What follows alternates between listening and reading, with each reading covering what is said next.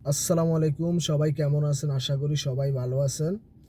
বৈষম্য বিরোধী ছাত্র আন্দোলনের অন্যতম সমন্বয়ক হাসনাত আবদুল্লাহর বিরুদ্ধে একটা অভিযোগ উঠেছে যে সময় টিভির 5 জন সাংবাদিককে তিনি জোর জবরদস্তি করে বরখাস্ত করেছেন এবং সেই নিয়ে একটা প্রতিবেদন তৈরি করেছিল ডিডব্লিউ। সেই প্রতিবেদনটা আমরা এখন দেখব। সাম্প্রতিক বৈষম্য বিরোধী ছাত্র আন্দোলনের অন্যতম সমন্বয়ক আহ্বায়ক হাসনাত আবদুল্লাহ মালিক পক্ষকে হুমকি দিয়ে 5 সাংবাদিককে চাকরিচ্যুত করতে বাধ্য করেছে বলে অভিযোগ ওঠে।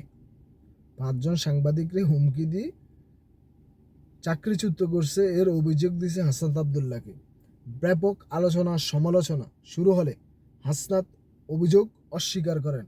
মানে এই বিষয়টা নিয়ে দেশে এবং বিদেশের মধ্যে সাংবাদিকরা অনেক আলোচনা সমালোচনা শুরু করলে হাসনাত আবদুল্লাহ মুখ খুলেন এবং তিনি ফেসবুক পোস্টে একটা পোস্ট করেন। ফেসবুক পোস্টে দাবি, আমরা সিটি গ্রুপে আমাদের প্রতিবাদ জানাতে গিয়েছিলাম। হাসনাত আবদুল্লাহ, আমরা কাউকে চাকরিচ্যুত করিনি এবং বলিনি, যা তালিকাও দেইনি।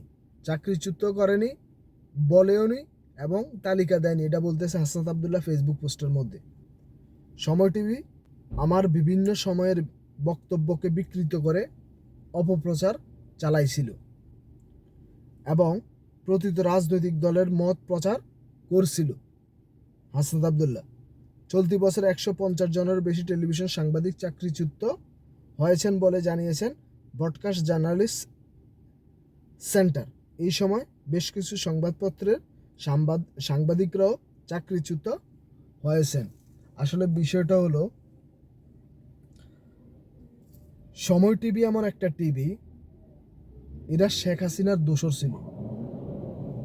শেখ হাসিনা যেভাবে ওদেরকে চালাতো ওইভাবে এই সময় টিভি সংবাদ প্রচারণা করত।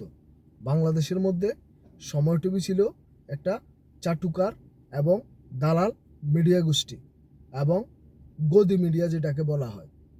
এখন সময় টিভি এই যে এখন মানুষের স্বাধীনতা, কথা বলার, সাংবাদিকতার, এখন ওরা ওটা কাজে লাগাইতেছে। তারা যে মিস ইনফরমেশন ডিসইনফরমেশন গুলাকে এক করে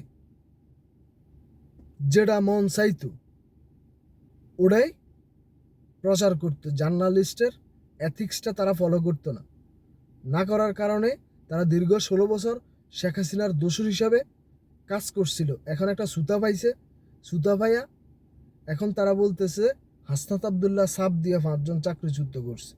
ওই বেটা, 5 জন চাকরিচ্যুত করলে বেগগুলো সামনে আন। বাটফারি করার কোনো জায়গা আস না।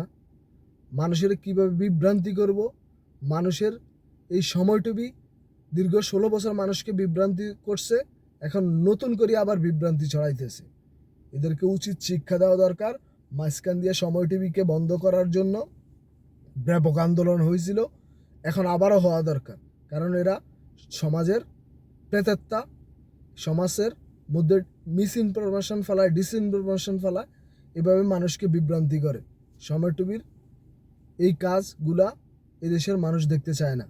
সবাই ভালো থাকবেন, সুস্থ থাকবেন। আল্লাহ হাফিজ।